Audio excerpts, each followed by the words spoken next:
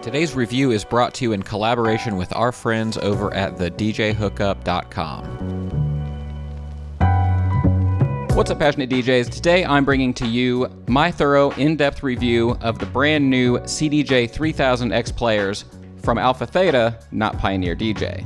Now, as you can see, they are very much based on the CDJ-3000s, but they have these massive 10.1-inch capacitive touch screens on them, which is the most obvious change. The other big deal is that these players now have built-in Wi-Fi and streaming capabilities, something which was sadly missing from the CDJ-3000 at launch. Now, we're going to take the time to deep dive into this and talk about the different things that it does and the differences between this and the original CDJ-3000. And we're going to talk about all these things and more, but basically the rub is these are fantastic players that cost a little too much for most of us DJs to afford. I'm also going to share some thoughts about why I think a lot of people get wrong who these are actually for. That being said, they are lovely, and let's talk about why. I'm David Michael, and this is Passionate DJ.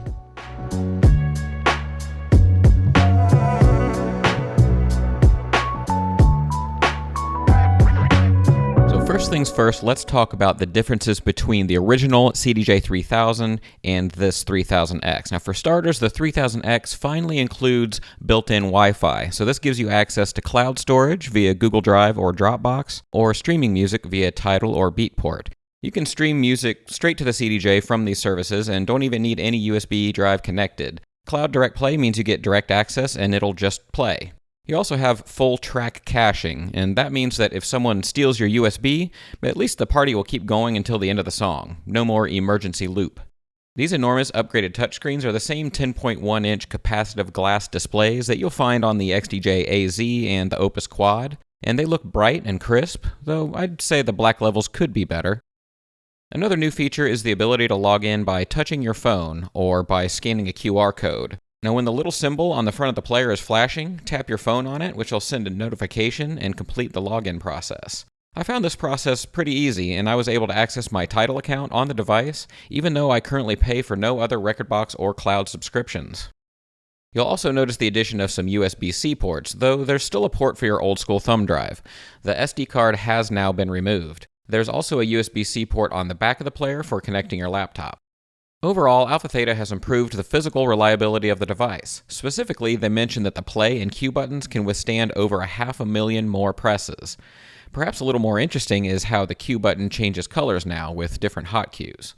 They also claim to have redesigned the jog wheel and its tension, so may as well give it the old spin test. First, here's the reference.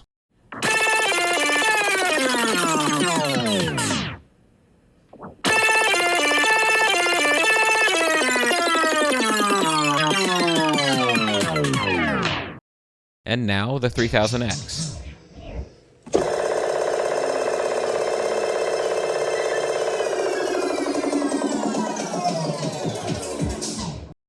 Hey, 8 seconds flat. Best time yet.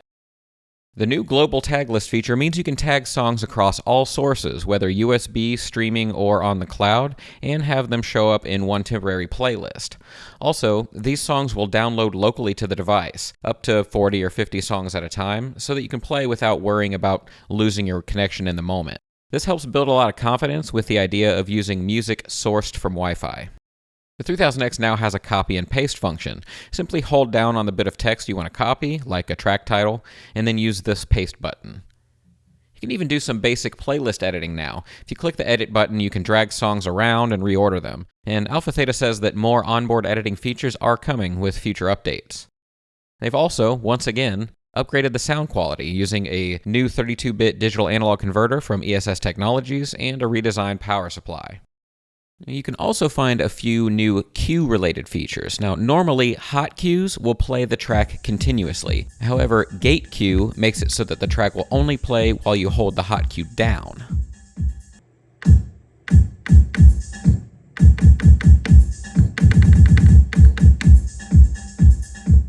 Now, smart cue means the position and color of a called-up hot cue will automatically overwrite the current temporary cue point that you've set. So, okay, you can see here that I'm setting a temporary cue point with the cue button. Now, even if I hit one of these hot cues, the cue point will always stay where I set it. However, if I go into the shortcuts menu and enable Smart Cue, Now when I hit a hot cue, my active cue point will change to that hot cue if I tap one. Also, with touch cue, you can preview a song in your headphones simply by touching the waveform with your finger. Generally speaking, the 3000X has an overall wider stance and a refined aesthetic. It truly looks good, it feels very solid, it cleans up easily, and it's the high-end flagship product that you expect. So there you go, here's the list of differences between the CDJ-3000 and 3000X. As many others have said by now, it's evolution, not revolution. It's the best version of the CDJ ever made, though you're not going to find any crazy new features like stems or dual layer technology. So keep this in mind if you're an owner of the original 3000 and considering an upgrade. The original is still a fantastic player in its own right. The AlphaTheta CDJ-3000X costs $29.99, and as of the making of this recording, is currently in stock at the DJ Hookup. I know for a fact that these are moving quickly because my demo units needed to be returned before I was even done editing this video. But if you act quickly, you can still get yours at the DJ Hookup, the best and highest rated online store for DJ audio gear. With fast, free shipping on most items, a best price guarantee, 90-day returns, and even financing options, the DJ Hookup has your back. They're your guy on the inside when it comes to getting DJ gear. If you're trying to decide between a couple of options, the best thing that you can do is click their little chat bar and ask for help from one of their friendly, knowledgeable representatives. So whether you want a CDJ-3000X, a DDJ Flex 2, or anything in between, get yours at the DJ Hookup, because they sell DJ equipment to their friends. It's that simple.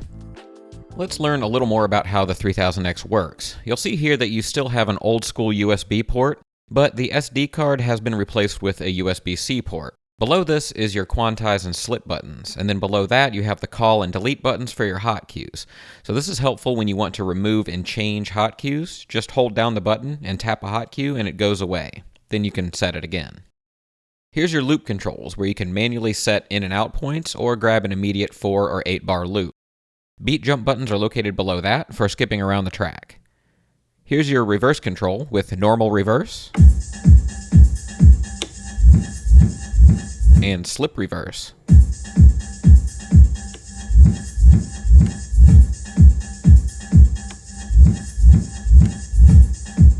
And here's our new cue and play buttons, which can now handle 80 squillion presses.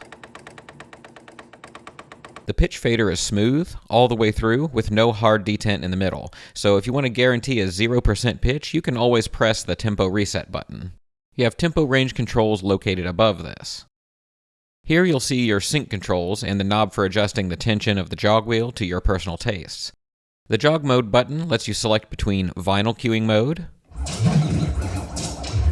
or CDJ queuing mode, which is still a thing. Unlike the tension adjustment, the vinyl speed adjustment knob determines how quickly the track starts and stops. Over here to the left, you have old school Pioneer DJ memory cue controls, in case you still use this in your DJ workflow. Browse controls are simple and familiar. Simply twist and click the knob to browse and load tracks from your library. There's dedicated buttons for track filtering and editing, adding tracks to your tag list, and one that leads to your shortcut screen. Now this is a handy little screen to quickly change settings like your quantize value, or whether you want blue, RGB, or tricolor waveforms, or your cue settings. Circling all the way back up to the top, we have these familiar buttons up here that give quick access to browse functions. You can easily choose your music source, browse your library, visit your list of tagged songs, access your playlists, or go straight to the search screen. Finally, there's a menu button, and if you hold this down, you can access all sorts of settings on the CDJ-3000. Now, go ahead and post a comment below if you'd like me to make a video digging into this and showing what every single menu setting does. Here on the back, you'll find good old RCA connections, as well as a digital out, which is probably what you'll want to use to connect it to your high-end Pioneer mixer. Below this is a standard IEC power port, leading to that newly designed power supply, and it does ship with a digital coax cable and a locking power cable, which is really nice. Of course, you have your Ethernet port for connecting your players and mixer together to share music and BPM data and the like. And once again, it is 2025, and so there's now a USB-C cable on the back, should you want to connect this to your laptop and use it as a controller. So I think that pretty much covers all the physical buttons and knobs and ports and the layout. So once again, this is an extremely solid unit, which feels like it's built for many years of road use. Now, AlphaTheta claims that this is the best sounding CDJ yet, with upgraded components that deliver the utmost in pristine sound quality. I did test this myself, of course, and here's my standard disclaimer. I don't have a sound-treated room, audiophile-grade speakers, or magic ears. Everything I'm about to say about sound quality is subjective. And indeed, when comparing the output of these players versus my old-school XDJ-1000s, I hear a subtle difference. I tested this by connecting them to both a DJM A9, syncing the songs for time and volume, and flipping back and forth with the crossfader. Now, I had to try to hear the difference. It was subtle, but it was there. Slightly more presence in the upper mid-range, a little more beef in the bass range, and maybe a little better stereo separation. Now, unfortunately, I didn't have an original 3000 in the room with me to do the same kind of comparison, but again, I'm right now comparing it with a much lower-end option, and I really did have to try to hear the difference. I'm not sure if I would hear anything in comparing it with the 3000, or the Denon SC6000 for that matter, that wasn't just placebo effect. Now, please don't get me wrong, I don't want to take away from the actual high-end componentry that's inside the CDJ-3000X and the difference it'll make in a different kind of environment, like a festival stage in front of thousands of people.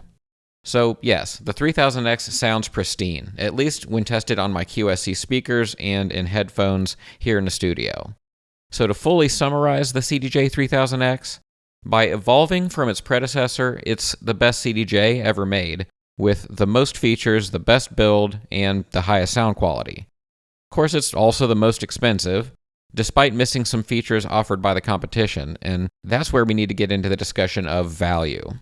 We're kind of in a situation here that we're commonly in with flagship CDJs, which is they're great players, they're really stout, but they cost too much for me to buy them, especially if you consider the price of something like a DJM A9 or other high-end mixer to pair with them. I just don't have that kind of money to invest in my home setup. But this isn't the only thing that pioneered AlphaTheta. I guess they both kind of off. Anyway, there's more options in the lineup. I mean, not to state the obvious, but these 3000Xs are meant to be installed in clubs and festivals around the world for multiple working DJs to use, where the priority is consistency, reliability, and top-notch sound quality. So whether we're talking about AlphaTheta or Pioneer DJ, the company still offers a bunch of other entry points. You could instead get a pair of XDJ-1000 Mark IIs and a DJM 750 Mark II mixer, and I guarantee it'll cover the needs of most of us. Or you could get an all-in-one like the XDJ-AZ, which is also expensive, but not nearly as expensive as 4 CDJs in a mixer. Hell, to be honest, most of us would be better off with a DDJ Flex 10 or similar record box controller at home. You can go all the way down to the DDJ Flex 2 for $179. All of these things are available at thedjhookup.com, by the way. And look, yes, I understand. There are differences between all those pieces of hardware. You know, the hot cue buttons are in different spots, and the jog wheels have different tensions. You know, some things are behind a screen instead of a physical button. And all this is why I greatly recommend that DJs spend time mixing on all the gear they can get their hands on. It's better to understand DJ concepts and technology rather than simply have muscle memory for one piece of hardware. And of course, Passionate DJ is here for you along that journey. Now, most complaints about the CDJ-3000X have to do with its cost, and indeed, it is a mighty, mighty cost for a DJ to buy this sort of flagship setup at home. So, okay, should we be upset that a company is making the quote-unquote best version of a product? And I don't mean the one with the most features, I mean the one that can have all its buttons be pushed 3 million times, or be left in the sun for 5-hour gigs, or have the best digital analog conversion possible so that it sounds the best when played in front of millions of people.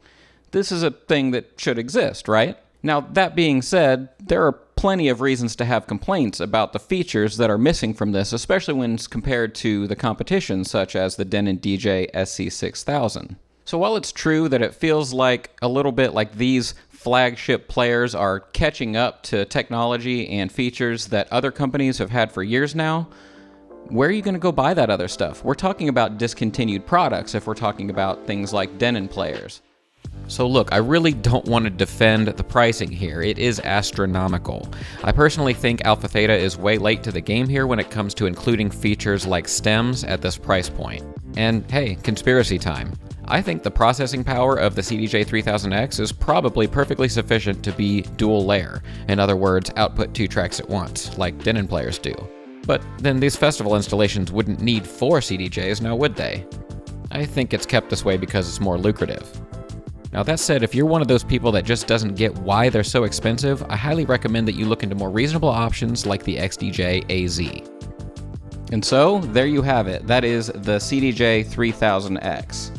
Now obviously I have a lot to say about who these are for and how much they cost, but at the end of the day, these are fantastic players with extremely great build quality. Everything feels really solid. Everything is supposed to just last the test of time and through all these different DJs using them in different environments, and it really does inspire confidence in that department. Now, if you've decided that you want to buy the Ferrari or the race car or whatever the best analogy is, and you want to take a pair of these home, you should do it by going to thedjhookup.com, as they made this video that you're watching possible. Thank you so much for watching. I hope you enjoyed my review of the CDJ-3000X. I'm David Michael, and as always, keep on spinning.